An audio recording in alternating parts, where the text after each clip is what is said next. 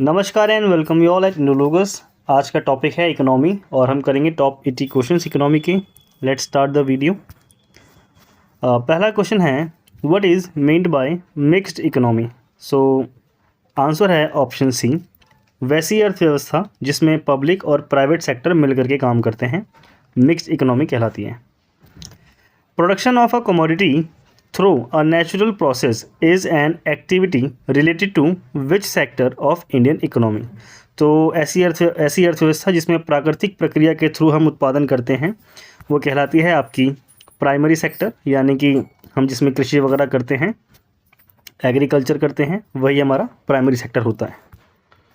Next है in which economy decisions are taken on the basis of price mechanism. तो मूल्य तंत्र के आधार पर जिसमें निर्णय लिए जाते हैं वो कौन सी अर्थव्यवस्था कहलाती है आपकी। So answer is option B, capitalistic जो आपकी इकोनॉमी होती है, मतलब पूंजीवादी अर्थव्यवस्था कहते हैं इसको हिंदी में। तो जहाँ पे जो हमारे बिजनेसमैन होते हैं उनका बोलबाला होता है मार्केट में, तो वही लोग डिसीजन लेते हैं आपके मूल्य का, प्राइस का, किस क्या इकोनॉमी में रखना है। ओके, नेक्स्ट है हमारे पास कौन सी आर्थिक प्रणाली जिसमें पूंजीगत वस्तुओं का स्वामित्व निजी व्यक्तियों या व्यवसाय के पास होता है और वस्तुओं और सेवाओं का उत्पादन सामान्य बाजार में आपूर्ति और मांग पर आधारित होता है। इंग्लिश में देख लेते हैं, which of the following is an economic system in which capital goods are owned by private individuals, ठीक है, और बिजनेसेस। इसके साथ ही ये कह रहा है the production of goods and services is based on supply and demand in the general market. So इसका आंसर है ऑप्शन सी। ये सेम ही है जो मैंने अभी आपको पीछे डिस्कस किया था कि जो आपके निर्णय लिए जाते हैं वो आर्थिक प्रणाली में जो हम निर्णय लेते हैं वो पूंजीगत वस्तुओं और स्वामित्व निजी व्यक्तियों के हाथ में होता है उसका, ठीक है। जितनी पूंजीगत वस्तुएं हैं उनका पूंजीगत वस्तुओं का स्वामित्व जो होता है वो निजी व्यक्तियों के पास होता है, और वही जो निर्णय लेते हैं कि कितनी वस्तुओं और सेवाओं का उत्पादन करना है, ठीक है। तो इसका आंसर हो जाएगा ऑप्शन सी, कैपिटलिस्टिक इकोनॉमी होती है वो। अगला है किस आर्थिक प्रणाली में हम उपभोक्ताओं की संप्रभुता पाते हैं। तो मतलब सोवरेनिटी ऑफ कंज्यूमर्स क्या है और ये किस इकोनॉमी में हमें देखने के लिए मिलती है। तो इसका आंसर अगेन ये है आपकी कैपिटलिज्म इकोनॉमी, यानी कि उपभोक्ताओं की संप्रभुता। जो आपके पूंजीपति होते हैं वो ध्यान रखते हैं कि कितना उत्पादन करना है और असल में कितना उत्पादन करके उसको किस तरह से बेचना है और लोग किस तरह की डिमांड कर रहे हैं। तो वही सारी चीज़ें आपकी डिपेंड करती हैं कि उपभोक्ताओं की संप्रभुता होती है, जिस तरह का कंज्यूमर डिमांड करेगा और उसी तरह का हम उत्पादन करेंगे। इसका एग्जांपल है आपका अमेज़न हो गया, फ्लिपकार्ट हो गया, ये जो हमारे प्रोडक्शन साइट हैं जिस तरह से बेचते हैं वही सारी चीज़ें। अगला है हमारे पास भारतीय अर्थव्यवस्था की विशेषता इस प्रकार हो सकती है, यानी कि इंडियन इकोनॉमी जो है उसका कैरेक्टरिस्टिक क्या है। सो आंसर है हमारे पास ऑप्शन ए, ये एक डेवलपिंग इकोनॉमी है, नो डाउट। तो टर्म ने भले बोल दिया हो कि हम एक डेवलप्ड नेशन बन चुके हैं, पर ऐसा नहीं है। तो अगला क्वेश्चन है हमारे पास, which of the following is not means of production, यानी कि उत्पादन का साधन नहीं है। साधन मतलब जो होता है आपका मीन नहीं है, किस तरह से प्रोडक्शन नहीं हो सकता। तो वो है आपका option C is the answer. Currency जो है आपकी, ये जो प्रोडक्शन होता है ना उसका आउटपुट है, उसका फैक्टर नहीं है। सो लैंड, लेबर और कैपिटल ये तीनों उसके फैक्टर के पार्ट हैं। ओके, नेक्स्ट है हमारे पास what is the main objective of the socialist economy. तो जो सोशलिस्ट इकोनॉमी होती है, समाजवादी अर्थव्यवस्था, इसमें जितने भी आपका प्रोडक्शन होता है ना, सप्लाई होती है, डिमांड होती है, वो कितनी रहेगी, कितनी किस तरह से उसका प्रोडक्शन करना है, रेगुलेट करता है, और जो उसको रेगुलेट करती है गवर्नमेंट। तो उसमें कैपिटलिस्ट जो आपके कैपिटलिस्ट होते हैं, पूंजीपति होते हैं, उनका ज़्यादा रोल नहीं होता। सो answer is D, maximum public welfare इसमें ऑब्जेक्टिव होता है सरकार का। इंडियन इकोनॉमी क्या है, तो ये आपकी मिक्स्ड इकोनॉमी है, इसको हमने पीछे देखा था। अलग अलग तरह से ही इकोनॉमी में जो क्वेश्चन होते हैं वो पूछे जाते हैं, तो आप इसका याद रखें, मतलब ध्यान रखेंगे। अगला है किसने कहा अर्थशास्त्र धन का विज्ञान है, यानी कि economics is the science of wealth. So ये बोला था आपका एडम स्मिथ ने। नेक्स्ट है हमारे पास मैक्रो इकोनॉमिक्स, यानी कि बड़े स्तर पे, मतलब बड़े लेवल पे जब हम देखते हैं इकोनॉमी को, अर्थशास्त्र को, तो उसके संस्थापक के रूप में हम किसको जानते हैं। So A is the answer John Maynard Keynes, इन्हीं को मैक्रो इकोनॉमिक्स का संस्थापक कहा जाता है। अगला क्वेश्चन है आपका क्वाटरनरी जोन मीन्स, सो इसका आंसर है ऑप्शन डी, यानी कि रिसर्च एंड डेवलपमेंट एक्टिविटीज़। अर्थशास्त्र आपके इकोनॉमी के ऐसे जोन जिसमें रिसर्च और डेवलपमेंट एक्टिविटीज़ की जाती हैं वो क्वाटरनरी जोन्स कहलाते हैं। ओके, अगला है आपके पास भारतीय अर्थव्यवस्था की विशेषता क्या है। तो इसका आंसर है ऑप्शन डी। ये सारे ही इसकी जो कैरेक्टरिस्टिक हैं, जैसे former dominance of agriculture, no doubt हम जानते हैं कि भारत की आबादी का लगभग 50% कृषि क्षेत्र में लगा हुआ है, उसमें कार्यरत है। इसके अलावा हम देख सकते हैं लो पर कैपिटा इनकम, पर प्रति व्यक्ति आय भी इन लोगों की कम है। इसके अलावा मैसिव अनएम्प्लॉयमेंट यहाँ पे देखने के लिए मिलती है। तो तीनों ही इसकी कैरेक्टरिस्टिक हैं। अगला क्वेश्चन है हमारे पास, सेवा क्षेत्र में शामिल गतिविधियों के उदाहरण क्या हैं। सर्विस सेक्टर, तो इसमें इसका answer again option D is the answer. Transportation, हम सामान को एक स्थान से दूसरे स्थान पर लाना ले जाना करते हैं। इसके साथ ही वेयर हाउसिंग सर्विसेज जो हो गई, ट्रेडिंग हो गया, कम्युनिकेशन एंड बैंकिंग हो गया। ठीक है, तो ये सारे आपके इसी का पार्ट है। कि राष्ट्रीय आय में किस क्षेत्र का योगदान सबसे कम है।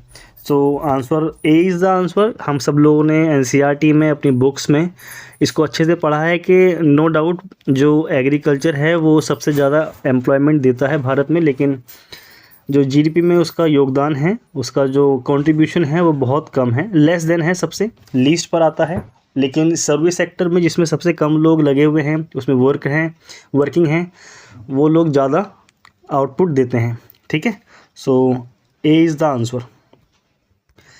निम्नलिखित में से कौन सी हस्तक्षेप प्रणाली की विशेषता है, यानी कि लेसिस फेयर के बारे में बात कर रहा है। लेसिस फेयर सिस्टम क्या होता है। सो लेसिस फेयर होता है आपका there is no interference of the government. और 1991 में जब हमारे एलपीजी रिफॉर्म्स हुए, उसके बाद की स्थिति में यही था जब आईएमएफ ने बोला था कि आपको लेसिस फेयर सिस्टम को अपनाना होगा। मतलब इसमें ऑब्जेक्टिव में नहीं रहता है कि जो गवर्नमेंट है वो मतलब लेस कर देगी अपना इंटरफेरेंस किसी भी मार्केट में। ओके, नेक्स्ट क्वेश्चन है हमारे पास, मैक्रो इकोनॉमिक्स को और क्या कहा जाता है। तो इसको बोलते हैं थ्योरी ऑफ इनकम। ठीक है, अगला क्वेश्चन है आपका, मैक्रो इकोनॉमिक्स शब्द का प्रयोग किसने किया सबसे पहले। तो इसका आंसर है ऑप्शन बी, रैगनर फ्रिश। इन्होंने सबसे पहले मैक्रो इकोनॉमिक्स शब्द का प्रयोग किया था।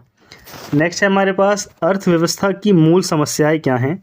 सो अगर हम समस्याओं में देखेंगे तो C is the answer, to decide what, how and for whom to produce. क्योंकि एक ही समय में हम एक ही टाइम में बैठ कर के डिसाइड नहीं कर सकते कि किस व्यक्ति को किस चीज़ की ज़रूरत है अभी और वो किस चीज़ की डिमांड कर रहा है। यही प्रॉब्लम हम सबको बेसिक प्रॉब्लम के तौर पे देखने के लिए मिलती है हमारी इकोनॉमी में। ओके, नेक्स्ट है, इनमें से किस क्षेत्र को भारतीय अर्थव्यवस्था में सेवा के रूप में भी जाना जाता है। तो इसका आंसर है ऑप्शन ए, जाहिर सी बात है टर्शरी सेक्टर। मैंने इसको पीछे डिस्कस किया था, टर्शरी सेक्टर ही आपका भारतीय अर्थव्यवस्था में सेवा क्षेत्र के रूप में जाना जाता है। अर्थव्यवस्थाओं में सभी उत्पादक संसाधनों का स्वामित्व और नियंत्रण सरकार के पास होता है। ये बात कर रहा है आपका सोशलिस्ट इकोनॉमी की, जिसको हमने देखा था कि in socialist economy all productive resources are owned and controlled by the government. ठीक है, so D is the answer. अगला है बंद अर्थव्यवस्था, यानी कि आपकी क्लोज्ड इकोनॉमी क्या होती है। ये कंडीशन बताई जा रही है आपकी 1991 एलपीजी रिफॉर्म्स के पहले की कंडीशन। ठीक है, सो इसमें होता है कि ना तो जो सरकार जो गवर्नमेंट होती है वो एक्सपोर्ट करती है और ना ही इंपोर्ट करती है। So D is the answer. Next है हमारे पास, प्राथमिक क्षेत्र संबंधित है किससे, यानी कि प्राइमरी सेक्टर की बात चल रही है तो ये है आपका एग्रीकल्चर।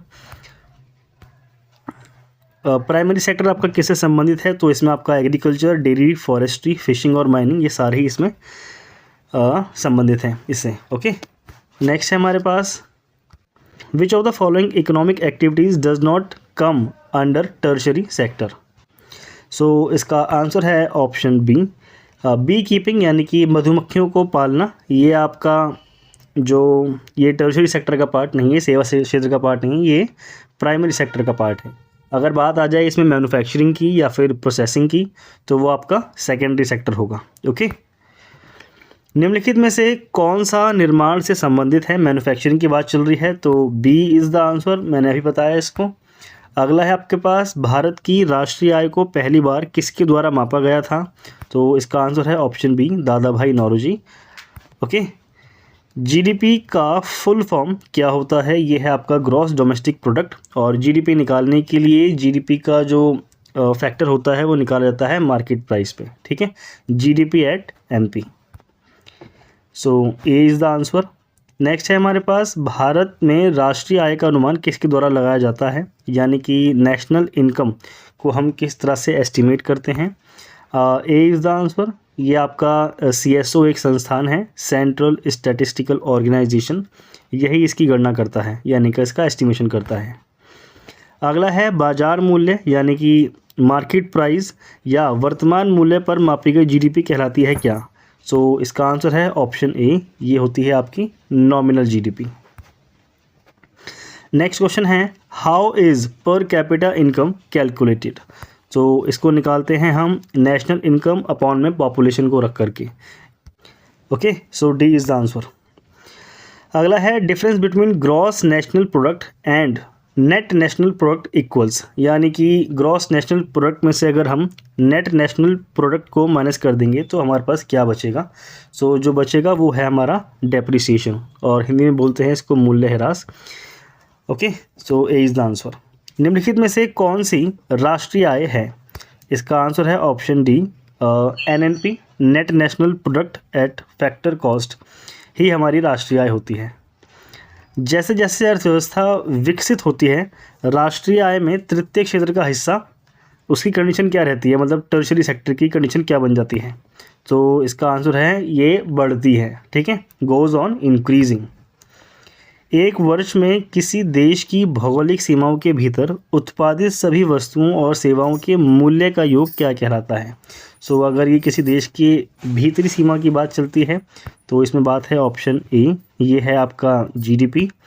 नेक्स्ट है राष्ट्रीय आय के मापन की विधि क्या है, यानी कि हम नेशनल इनकम का मेजरमेंट किस तरह से करते हैं, वो मेथड क्या है? नेक्स्ट है राष्ट्रीय आय की गणना की जाती है किस तरह से? तो ये की जाती है at both prevailing and constant price, यानी कि आपके जो भी प्रचलित मूल्य हैं वो और जो आपके स्थिर मूल्य हैं वो, इन दोनों के आधार पे, prevailing at and constant price. अगला है राष्ट्रीय आय निकालने के लिए निम्नलिखित में से किसे NNP से घटाया जाता है? तो जिसे घटाया जाता है वो है आपका इनडायरेक्ट टैक्सेस। नेट नेशनल जो प्रोडक्ट है उसमें से अगर हम इनडायरेक्ट टैक्सेस को घटा दें तो वो आपका नेशनल इनकम निकल के आ जाती है। अगला है निम्नलिखित में से कौन सा शुद्ध घरेलू उत्पाद, यानी कि नेट डोमेस्टिक प्रोडक्ट की अवधारणा में सबसे अच्छा प्रतिनिधित्व करता है? तो ये बात कर रहा है आपका ऑप्शन डी। अगर हम जीडीपी ग्रॉस डोमेस्टिक प्रोडक्ट, इसका मतलब घरेलू सीमा के भीतर उत्पादित सभी अंतिम वस्तुओं और सेवाओं से हैं, और उसमें से अगर हम मूल्यह्रास यानी कि डेप्रिसिएशन, एक साल में जो हमारी मशीनें ख़राब हुई, हमारा जो माल था वो पुराना हो गया, उसको घटा देंगे तो निकल करके आ जाएगा आपका NDP, यानी कि net domestic product. Which of the following statements about gross national product is correct? इसका आंसर है ऑप्शन ए।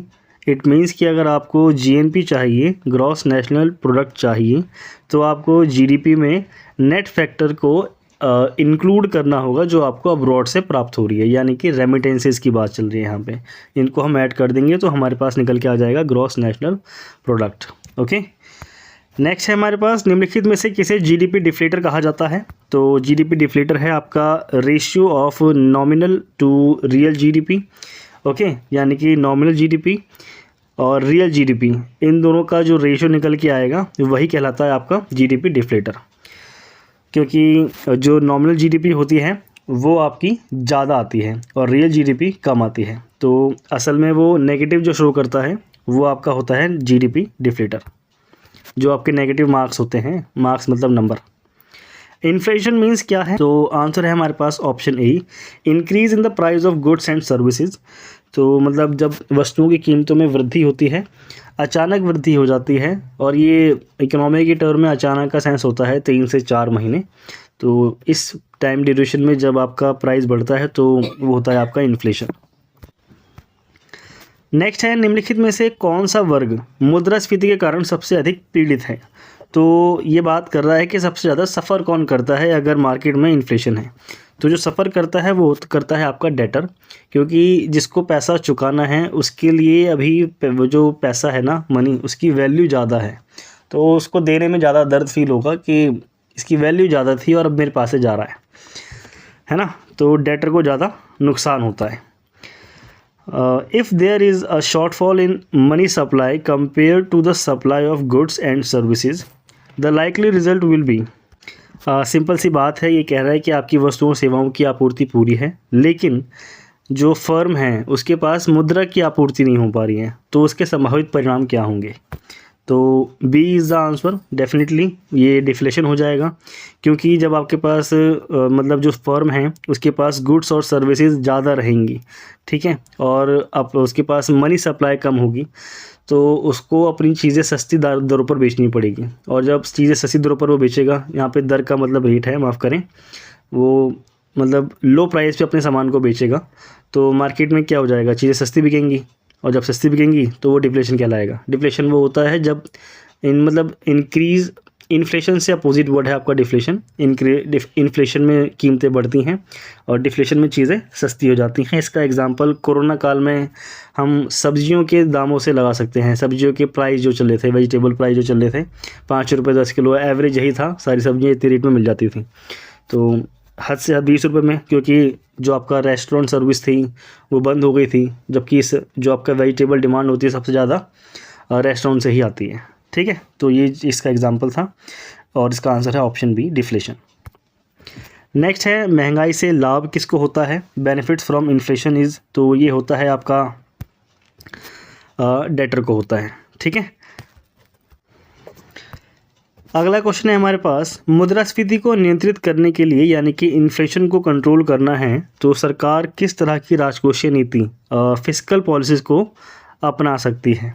सो वो क्या करती है, जब उसको इन्फ्लेशन को कम करना होता है तो मार्केट से लिक्विडिटी को वापस बुला लेती है। नेक्स्ट है हमारे पास, मुद्रास्फीति के दौरान पैसे का मूल्य, इसमें क्या परिवर्तन आता है।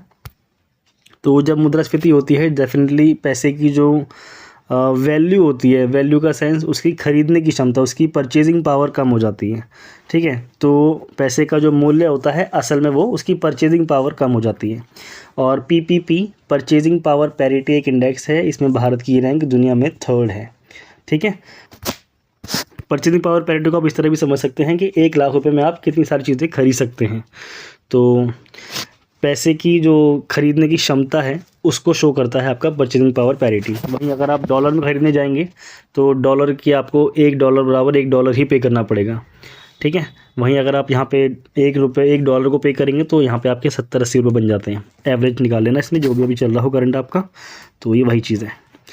नेक्स्ट है, यदि वस्तुओं और सेवाओं की आपूर्ति, इसका मतलब है if there is a shortfall in money supply compare to the supply of goods and services, तो उसका रिजल्ट क्या होगा। तो उसका आंसर है ये डिफ्लेशन की तरफ जाएगा। ये क्वेश्चन शायद रिपीट है, सो सॉरी फॉर दिस।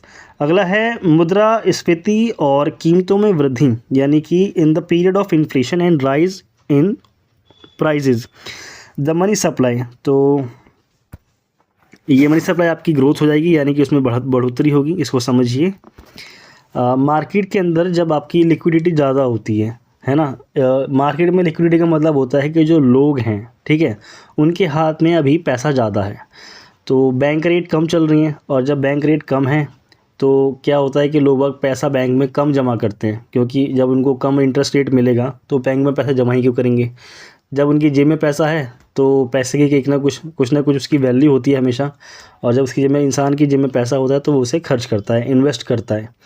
तो जब वो डिमांड ज़्यादा करेगा तो पीछे से सप्लाई को भी ज़्यादा करना पड़ेगा, और सप्लाई रोक दी जाएगी तो मांग रुक जाएगी, आपकी डिमांड रुक जाएगी। डिमांड रुक जाएगी तो उसका प्राइस बढ़ेगा। तो यही रीज़न होता है कि आपकी जो अगर मुद्रास्फीति है यानी कि इन्फ्लेशन है और प्राइस राइज हो रहा है तो मनी की सप्लाई डेफिनेटली बढ़ रही होती है उसमें, मार्केट में तो ग्रोथ हो रही होती है मार्केट में रुपया मनी की। सो ए इज़ द आंसर। इसमें से कौन सा कर्व जो है वो आपका अनएम्प्लॉयमेंट और इन्फ्लेशन रेट को उनके बीच में रिलेशन को शो करता है, ठीक है। तो इसका आंसर है ऑप्शन डी, जो फिलिप्स कर्व है वो आपका अनएम्प्लॉयमेंट और इन्फ्लेशन रेट के बीच में इनवर्स रिलेशन को शो करता है। रेपो दर तय करने और मुद्रास्फीति को मापने के लिए आरबीआई द्वारा किस सूचकांक का उपयोग किया जाता है? तो ये है आपका सीपीआई, कंज्यूमर प्राइस इंडेक्स है, और इसी का उपयोग करता है आपका आरबीआई। नेक्स्ट है, निम्न में से कौन सी एक आर्थिक स्थिति है जिसमें मुद्रास्फीति उच्च बेरोजगारी और बेलोचदार मांग के साथ होती है? हिंदी में मुझे भी समझ में नहीं आया, इंग्लिश में पढ़ते हैं। Which of the following is an economic condition in which inflation is accompanied by high unemployment and in elastic demand. इसका सेंस सिंपल है कि जब मार्केट में आपकी जो मांग है वो इन इलास्टिक होती है। इन इलास्टिक का मतलब है कि मांग, कीमतें है ना, वो आपकी बढ़ रही हैं, इसके साथ साथ जो आपका अनएम्प्लॉयमेंट रेट है वो भी बढ़ रहा है। ठीक है, तो दो कंडीशन है, याद रखना। तो this condition is called stagflation, ये इंपॉर्टेंट है, इसको आपको याद रखना है। अगला है, सरकार मुद्रास्फीति को कम करने के लिए किसकी मदद लेती है? तो सरकार मदद लेती है, ऑप्शन ए, वो अपनी स्पेंडिंग को कम कर देती है पब्लिक वेलफेयर में। नेक्स्ट है, the regulator of capital market is, तो इसका आंसर है ऑप्शन सी, सेबी जो है आपका, security and exchange board of India, ये आपका इसको रेगुलेट करता है कैपिटल मार्केट को। ओके, तो सी इज़ द आंसर। अगला है, सेबी का विस्तारित रूप क्या है? इसको मैंने अभी आपको बताया, security and exchange board of India, A is the answer. भारतीय प्रतिभूति विनिमय बोर्ड यानी कि सेबी की स्थापना किस वर्ष हुई थी? तो उसका आंसर है ऑप्शन ए, अप्रैल 12, 1988 में सेबी की स्थापना होती है। The words bull and bear is related to which of the following? तो उसका आंसर है ऑप्शन सी, स्टॉक मार्केट। अगला है, in economics the full of IPO is, अर्थशास्त्र में आईपीओ का पूर्ण रूप क्या होता है? ये होता है आपका इनिशियल पब्लिक ऑफरिंग। इसको आप इस तरह से समझ सकते हैं, जब भी कोई कंपनी आपकी पहली बार स्टॉक मार्केट पर लिस्ट होती है, ठीक है, लिस्ट होती है, अपना रजिस्ट्रेशन कराती है, तो उसे मार्केट में अपने जो शेयर्स होते हैं उनको जारी करना होता है, शेयर करना होता है पब्लिक के बीच में। तो जो पहली बार लाता है उसको बोलते हैं आईपीओ, ठीक है, और जो सेकंड टाइम आता है वो होता है आपका एफपीओ। इसका आंसर है option A, initial public offering. अगला है हमारे पास, Sensex Bombay stock exchange BSE का प्रचलित सूचकांक है, यह मापता है कि कितनी ब्लू चिप कंपनियां सूचीबद्ध हैं। इसका सिंपल सा मतलब है, बॉम्बे स्टॉक एक्सचेंज में आपकी जो सेंसेक्स हैं, सेंसेक्स में कितनी कंपनियों को हम ब्लू चिप कंपनी के रूप में जानते हैं? तो इसका आंसर है ऑप्शन ए, सेंसेक्स में आपकी 30 कंपनियाँ होती हैं, और सेंसेक्स का मतलब होता है सेंसिटिव इंडेक्स।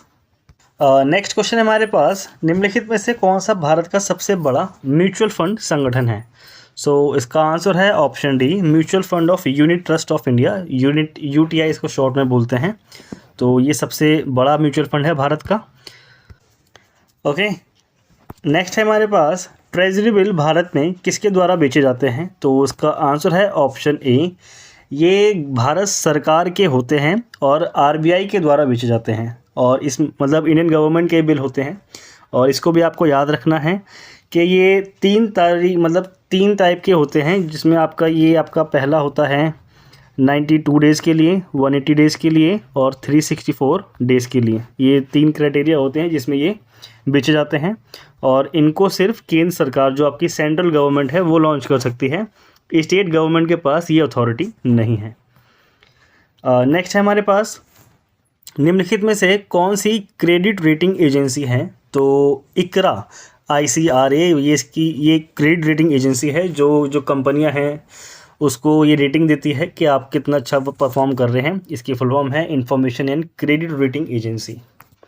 नेक्स्ट है, भारत का राष्ट्रीय स्टॉक एक्सचेंज कब स्थापित किया गया? तो ये बना था आपका 1992 में। अगला है, यह अल्पावधि कोषों, इंग्लिश में पढ़ते हैं, it is a market for short term fund that deals in monetary assets that have maturity up to 1 year. तो 1 ईयर तक जिसकी मैच्योरिटी की बात होती है वो कौन सा फंड है? तो वो है आपका मनी मार्केट की बात चल रही है।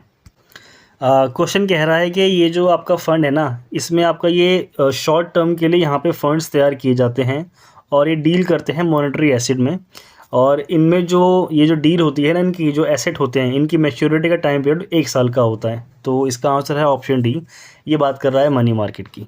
ओके, नेक्स्ट है, पूंजी बाजार के संदर्भ में FPO एक संक्षिप्त नाम है। ये एफपीओ की फुल फॉर्म क्या है? तो ये है आपका फॉलो ऑन पब्लिक ऑफर। इसको आईपीओ के बाद ये लाया जाता है। अगला है तेंदुलकर समिति नियुक्त की गई थी किसके लिए? तो ए is the answer, poverty estimation के लिए की गई थी। अगला है भारत में गरीबी के स्तर का अनुमान लगाया जाता है किसके द्वारा? तो इसका आंसर है option C, on the basis of consumption expenditure of the family. Next है भारत में ग्रामीण क्षेत्रों में कौन सी बेरोजगारी सबसे अधिक पाई जाती है? तो ये है आपकी सी, यानी कि सीजनल अनएम्प्लॉयमेंट और इनविजिबल अनएम्प्लॉयमेंट। हिंदी में इसको वो प्रच्छन्न बेरोजगारी बोलते हैं। और सीजनल वाली तो आपकी सीज़न वाली होती है, कोई सीज़न है चल रहा है तो गेहूँ उगा लिए, गेहूँ के बाद फिर जो किसान हैं वो वेट कर रहे हैं कि अब नेक्स्ट चीज़ क्या हम करें। तो सीजनल भी मिलती है और इनविजिबल भी मिलती है। ओके, तो C is the answer. Next है जब किसी कार्य में आवश्यकता से अधिक श्रमिकों को लगाया जाता है तो ये होती है आपकी सी, डिस्गाइज्ड अनएम्प्लॉयमेंट। इसी को बोलते हैं प्रच्छन्न बेरोजगारी, और इसी को हमने पीछे भी देखा था, वो है आपका इनविजिबल अनएम्प्लॉयमेंट। तो ये किसी भी रूप में बोला जा सकता है, किसी भी सेंस में बोला जा सकता है। सो सी इज़ द आंसर। अगला है when a worker loses his current job and is in the price of looking for a new job, what type of unemployment is generated? जब एक जो वर्कर होता है वो अपनी करंट जॉब को छोड़ के दूसरी जॉब के लिए सर्च में होता है, तो ये किस प्रकार की अनएम्प्लॉयमेंट को जनरेट करता है? तो जो वो एम्प्लॉयर है वो करता है आपकी रिलेटिव अनएम्प्लॉयमेंट। नेक्स्ट है हमारे पास उपलब्ध नौकरियों के लिए आवश्यक कौशल के बीच बेमेल होने के कारण बेरोजगारी का कारण क्या है? यानी कि mismatch between skills required by the available jobs. तो इसका आंसर है स्ट्रक्चरल अनएम्प्लॉयमेंट। तो नेक्स्ट क्वेश्चन है हमारे पास, which of the following types of unemployment is found in India when people are employed in tourist resorts and various tourism related activities in hilly areas for a fixed period of a year but are unemployed in off season? अरे यार, इतना घुमा दिया है इसने question को, लेकिन ये बात कर रहा है कि आपकी सीजनल जो अनएम्प्लॉयमेंट होती है वो क्या है? तो जब सीज़न है तो काम है, सीज़न नहीं है तो काम नहीं है, simple is that. So C is the answer. अगला है किस प्रकार की बेरोजगारी में एक व्यक्ति स्पष्ट रूप से नियोजित होता है लेकिन उत्पादन में उसका योगदान लगभग शून्य होता है? तो आंसर है हमारे पास बी, डिसगाइज्ड इकोनॉमी। तो ये प्रच्छन्न बेरोजगारी हिंदी में हमने पीछे पढ़ा था, 4 लोगों की ज़रूरत है और 6 लोग काम कर रहे हैं। निम्नलिखित में से कौन सा चक्रीय बेरोजगारी का मूल कारण है, यानी कि साइक्लिक अनएम्प्लॉयमेंट का रूट कॉज है? तो इसका आंसर है option A, general reduction in demand for goods and services. जब वस्तु और सेवाओं की मांग कम हो जाती है, डिमांड कम हो जाती है, तो हम साइक्लिक अनएम्प्लॉयमेंट को देखते हैं। तो ए इज द आंसर। नेक्स्ट है गरीबी आय की असमानताओं की व्याख्या करती है क्या चीज़? तो ये है आपका रिलेटिव पॉवर्टी, यानी कि जो आपकी पॉवर्टी एक्सप्लेन करती है इनइक्वालिटी के सेंस में, असमानताओं वाली। किसी के पास गाड़ी तो है पर सस्ती वाली है, तो ये दिखाएगी आपकी रिलेटिव पॉवर्टी। अगला है गरीबी मापदंड के अनुसार नगरीय क्षेत्र में कैलोरी की खपत होनी चाहिए, वो कितनी होनी चाहिए? तो जो शहर हैं उसमें आपका 2100 और गांव में 2400। पूर्ण गरीबी को मापने के लिए किस अवधारणा का उपयोग किया जाता है? तो ये है आपका पॉवर्टी लाइन, गरीबी रेखा को मापते हैं हम। और यहाँ होता है हमारे वीडियो का एंड। होप सो आप लोगों को अच्छा लगे, तो अच्छे से लोग उसमें शेयर करना और हंसी हंसी पढ़ लेना।